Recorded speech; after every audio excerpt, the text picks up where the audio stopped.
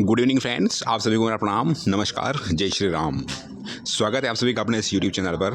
तो इस वीडियो में हम लोग बात करने वाले हैं जूनियर अकाउंटेंट 2024 के बारे में कि एमई श्रेणी की वजह से इतनी कम होगी कट ऑफ, सिर्फ इनको मिलेगा फायदा, याचिका दायर करे या नहीं। इस वीडियो के बाद सारे डाउट दूर होंगे, आंसर की challenge and provisional and waiting नियुक्ति।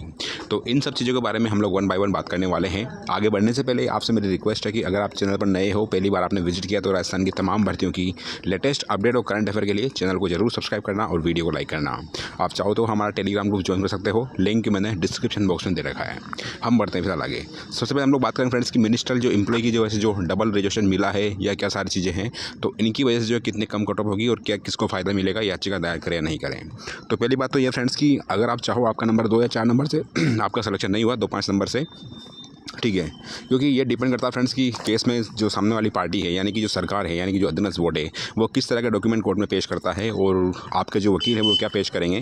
तो इनको मिला करके जो जजमेंट आएगा वो माननीय न्यायालय आपका जजमेंट देगा, यानी कि फैसला माननीय न्यायालय के ऊपर निर्भर करता है कि वो एमई वालों को मैटर पर फिलहाल तो आपको पता कि स्टे लग चुका है। जो मिनिस्टर एम्प्लॉय कैटेगरी के जो कैंडिडेट हैं, जिनको कि मिनिस्टर एम्प्लॉय के अलावा अदर कैटेगरी में ज्वाइनिंग मिल रही थी, उसके ऊपर नियुक्ति पर पूरी तरह से माननीय न्यायालय ने स्टे दे दिया है। यानी कि अगर आप मिनिस्टर एम्प्लॉय कैटेगरी के हो और अगर आपकी जो ज्वाइनिंग मान लो कि जनरल कैटेगरी में होती है या ओबीसी होती है या अदर कैटेगरीज में हो, और आपने अगर मान लो सीडी मिनिस्टर एम्प्लॉय कैटेगरी से पास की थी, ठीक है, तो आपकी नियुक्ति फिलहाल नहीं हो पाएगी। लेकिन अगर आप वहीं पर सीडी कैटेगरी आप एमई कैटेगरी से हो और अगर आपकी ज्वाइनिंग एमई कैटेगरी में हो रही है, तो डेफिनेटली फिर आपकी ज्वाइनिंग पर किसी तरह की दिक्कत नहीं है। यानी दिक्कत सिर्फ उनके साथ में है जो मिनिस्टर एम्प्लॉय कैटेगरी के बंदे हैं और वो दूसरी कैटेगरी में, मैं खुद की कैटेगरी यानी कि ओबीसी एससी एसटी या दूसरी कैटेगरी में ज्वाइनिंग ले रहे हैं, उनकी जो ज्वाइनिंग उसके बाद माननीय न्यायालय ने पूरी तरह से स्टे दे दिया है।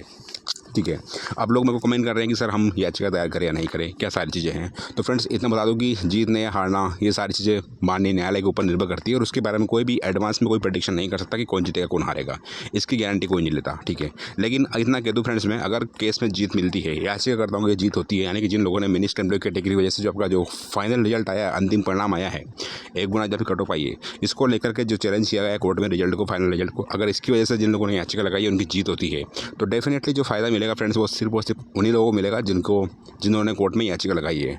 आपने देखा होगा फ्रेंड्स की जो अभी आदेश माननीय न्यायालय ने किया था, उसमें सिर्फ और सिर्फ जो पिटिशनर है उन्हीं को फ़ायदा मिलेगा, ना कि सभी को। ठीक है, तो अगर जीत होती है, मैं इस चीज़ के लिए आपको 100% श्योर नहीं कर रहा फ्रेंड्स कि आपकी जीत होगी या हार होगी, इसके लिए कोई गारंटी नहीं है। ठीक है, क्योंकि ये पूरी तरह से माननीय न्यायालय के ऊपर निर्भर करता है।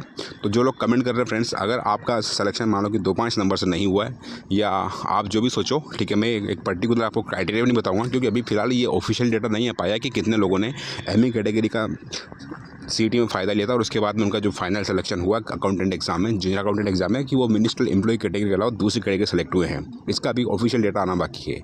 जब ये डेटा आ जाएगा उसके बाद में चीज़ें कंफर्म हो जाएगी वास्तव में क्या सच है क्या नहीं है। ठीक है, तो मैं इतने बोलूँगा फ्रेंड्स, अगर आपका फैसला उसके पहले आ जाता है, फैसला आने के बाद में आपकी याचिका कोर्ट एक्सेप्ट नहीं करेगा, आपकी याचिका डिसमिस होने की पूरी संभावना है, क्योंकि एक बार फैसला आने के बाद में उस चीज़ पर सेम जजमेंट होना मुश्किल होता है। ठीक है, तो अगर जो लोग बोल रहे हैं, कमेंट कर रहे हैं कि हम याचिका दायर करें या नहीं करें, तो मैं इतने बोलूँगा फ्रेंड्स, अगर आपका सिलेक्शन 2 या 3 नंबर से नहीं हुआ है, ठीक है, और अगर फैसला याचिकाकर्ताओं पक्ष में आता है, यानी कि याचिकाकर्ताओं की जीत होती है, अधीनस्थ बोर्ड की हार होती है, तो उस कंडीशन में सिर्फ और सिर्फ जो फ़ायदा मिलेगा याचिकाकर्ताओं को फ़ायदा मिलेगा, ना कि सभी को। तो अगर आप चाहो तो आप याचिका दायर कर सकते हो। ये मेरा आपको रिकमेंडेशन नहीं है, ना ही मेरा कोई सुझाव है, आपके ऊपर डिपेंड करता है कि आप क्या चाहते हो। ठीक है, अगर 1000-1500 रुपये में आपकी अगर नौकरी लगती है तो कोई बुराई वाली बात नहीं है, तो डिपेंड आप पे करता है। तो जो लोग कमेंट कर रहे हैं, कॉल कर रहे हैं कि हम क्या करें क्या नहीं करें, तो मैं इतने बोलूँगा फ्रेंड्स आपसे, क्योंकि मैं पहली बार बता दूं फ्रेंड्स, जीतने की संभावना ज़्यादा है, हारने की संभावना बहुत कम है। अभी आपने पता फ्रेंड्स कि हाई कोर्ट एलडीसी वाले मैटर में था, रिजर्वेशन का मैटर था फ्रेंड्स, सुप्रीम कोर्ट तक चला गया मैटर, सुप्रीम कोर्ट से बंदों की जीत हुई है ना। तो जीतने की पूरी संभावना कि आप डेफिनेटली जीत जाओगे। संभावना बता रहा हूँ मैं, ना कि एग्जैक्टली या गारंटी दे रहा हूँ आपको मैं आप जीतोगे 100%, ऐसा मैं नहीं बोल रहा। लेकिन अगर आपको लगता है कि हाँ चीज़ें गलत हुई हैं आपके साथ में, जो कट ऑफ बहुत हाई गई है, आपने देखा होगा, क्योंकि जो मिनिस्टर एम्प्लॉय कैटेगरी जो कट ऑफ है वो 590 है, और आपने देखा होगा ऑब्वियसली कट ऑफ कितनी गई है। ठीक है, और इसके अलावा जो 590 से कम अधिक नंबर थे उनका सिलेक्शन या तो खुद की कैटेगरी से हुआ है या जनरल कैटेगरी या दूसरी कैटेगरी से सिलेक्शन हुआ है। तो कुल मिला के मैं इतना बोलना चाहूँगा फ्रेंड्स, अगर आपका सिलेक्शन 2 या 3 नंबर से नहीं हुआ है, आप याचिका दायर करना चाहते हो तो आप याचिका दायर कर सकते हो। आपके पास में 2 ऑप्शन है, आप या तो खुद हाई कोर्ट में वकील करके आप हायर कर सकते हो, उसमें आपकी मोटी फीस भी लगेगी और सारी चीज़ आपकी होने वाली है। दूसरी बात यह फ्रेंड्स, अगर कोई लिंक आपके पास में हो किसी एडवाइज़र वकील का, तो आप उनसे लीगल एडवाइस लो कि क्या करें क्या नहीं करें। ठीक है, तो इतना मैं कहना चाहूँगा फ्रेंड्स। अभी जैसे आपके आंसर की वाला मैटर है, आंसर की वाला मैटर में भी जो फ़ायदा मिलेगा ना, जो रिवाइज आंसर की अगर आती है, और डेफिनेटली 99% बता रहा हूँ कि आंसर की वाला मैटर में भी याचिकाकर्ताओं की जीत होने की पूरी संभावना है, क्योंकि कोर्ट ने अधीनस्थ बोर्ड को आदेश दिया है कि भाई आप इनका रिप्रेजेंटेशन लो।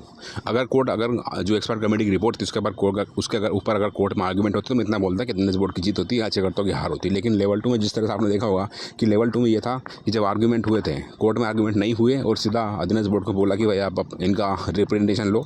और उसके बाद में बोर्ड के चेयरमैन साहब उन्होंने खुद ने कहा था कि भाई कुछ क्वेश्चन के आंसर चेंज होंगे और कुछ की सेवा की भी समाप्त हो सकती है, ऐसा चेयरमैन साहब ने खुद ने कहा था। तो मैं इतने बोलूँगा फ्रेंड, जो फ़ायदा मिलेगा सिर्फ और सिर्फ पिटीशनर को मिलेगा, आंसर की का भी और मिनिस्ट्रियल एम्प्लॉय कैटेगरी का भी। अब वो किस्मत आपके ऊपर है कि अगर आपकी किस्मत में अगर नौकरी है अकाउंटेंट की तो आप जीत जाओगे केस, और नहीं तो आपको पता फ्रेंड्स क्या होने वाला है, 1000-1500 रुपये आपकी फ़ीस रहने वाली है, इससे ज़्यादा आपकी फ़ीस नहीं लगेगी। ठीक है, तो आपके पास में 2 ऑप्शन हैं। जो लोग कमेंट कर रहे हैं, मैं पहला रिकमेंड करूँगा आपसे फ्रेंड, अगर आप मान लो जैसा नहीं रहने वाला तो एक बार कोर्ट में जाओ, आप वकील से एडवाइस लो कि भाई क्या करें क्या नहीं करें। और अगर आपसे ये काम नहीं हो पाता, आप जयपुर नहीं आ सकते आप कोर्ट में, तो फिर अपने किसी मिलने वाले से या मेरे थ्रू भी आप याचिका लगवा सकते हो। ठीक है, मैं आपकी याचिका लगवा दूंगा और मेरा रोल सिर्फ इतना रहेगा फ्रेंड्स आपसे कि आपका नाम जो है मैं ऑनलाइन कोर्ट की जो ऑफिशियल वेबसाइट उसके ऊपर मैं शो करवा दूंगा। इसके बाद में आप जीतते हो कोर्ट में, हारते हो, मेरी कोई जिम्मेदारी नहीं है। ठीक है, तो आपको लगता है फ्रेंड्स आपका 2-3 नंबर से आपका सिलेक्शन नहीं हुआ तो मिनिस्टर एम्प्लॉय की कैटेगरी उसकी वजह से आपकी 2-5 नंबर कट ऑफ डाउन हो सकती है। और इसका फ़ायदा सिर्फ और सिर्फ पहले उनको फ़ायदा मिलेगा जो मिनिस्ट्रियल एम्प्लॉय जिन लोगों ने याचिका दायर करी है। ठीक है, क्योंकि कोर्ट ने जो सीटें रिजर्व रखी थी फ्रेंड्स, 50 सीटों के आसपास कोर्ट ने रिजर्व रखने की बोला था, क्योंकि 50 याचिका उस टाइम पे लगी थी। फिलहाल याचिका की संख्या बढ़ चुकी है और लोगों को विश्वास है पूरा कि शायद जीत मिलेगी, और जीत मिलती है तो फ्रेंड्स ओनली पिटीशनर को फ़ायदा मिलेगा, ना कि सभी को। यानी कि अगर आपके 1 या 2 नंबर से आपका सिलेक्शन नहीं हुआ है, आपने कोर्ट में याचिका दायर नहीं करी एमई कैटेगरी की वजह से, तो फिर आपका सिलेक्शन ना होकर के पहले उनका सिलेक्शन होगा जिन लोगों ने याचिका लगाई है। शायद कन्फर्म है कि अगर उनका 3 नंबर भी कम है और आपके मान लो 2 नंबर कम है, तो 3 नंबर वाले का जी कोर्ट ने ऑलरेडी सीटें वैकेंट दी है। ठीक है, तो ये पूरी तरह से आप पे डिपेंड करता है फ्रेंड्स कि आप याचिका लगाना चाहते हो नहीं लगाना चाहते हो। बात करते हैं प्रोविजनल और वेटिंग की, तो फ्रेंड्स अभी इसके बारे में एक्जैक्टली बता पाना मुश्किल है, लेकिन प्रोविजनल का मैं बता दूं फ्रेंड्स कि जब आंसर की वाला मैटर सॉर्ट आउट हो जाएगा उसके बाद में कभी भी आपकी ज्वाइनिंग आ सकती है, क्योंकि बोर्ड एक तरह से दुविधा में फंसा हुआ है कि ज्वाइनिंग अगर सभी को दे देती है और उसके बाद में आंसर की वाला मैटर में आपको पता क्या चल रहा है, वो जीतते हैं तो उनको ज्वाइनिंग कहाँ से बोर्ड देगा।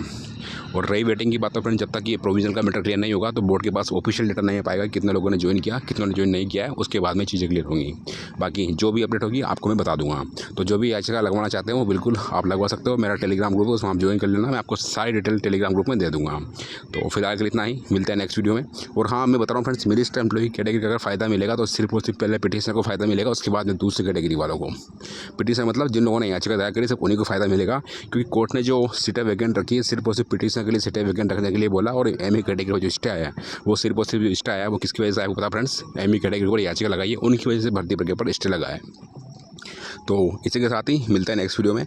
वीडियो वॉच करने के लिए thanks, have a great day and all the very very best. I wish कि आप केस जीतो, जल्दी से आपकी ज्वाइनिंग हो। और अगर आप याचिका लगाना चाहते हो तो आप मेरे ऑफिशियल जो टेलीग्राम ग्रुप है उसको आप ज्वाइन कर सकते हो, लिंक मैंने डिस्क्रिप्शन बॉक्स में दे रखा है। Again thanks for watching the video, have a great night and all the very very best. I wish कि you will definitely win this CAT and you will definitely become a junior accountant. It's my expectations. ठीक है, तो मैं आपको इस चीज़ की guarantee नहीं देता कि आप 100% केस जीतोगे, बट पॉसिबिलिटी बहुत ज़्यादा फ्रेंड्स कि आप केस जीतोगे, क्योंकि भर्ती प्रक्रिया पर स्टे आने का मतलब होता है कि अब आगे की जो प्रोसेस है जब तक कोर्ट से मैटर क्लियर नहीं होगा उसके पहले स्टार्ट नहीं होगी। ठीक है, स्टे अगर नहीं आता तो आपके हारने की संभावना थी, मैं खुद भी मना कर देता, लेकिन अब आपके जीतने की संभावना बहुत ज़्यादा है।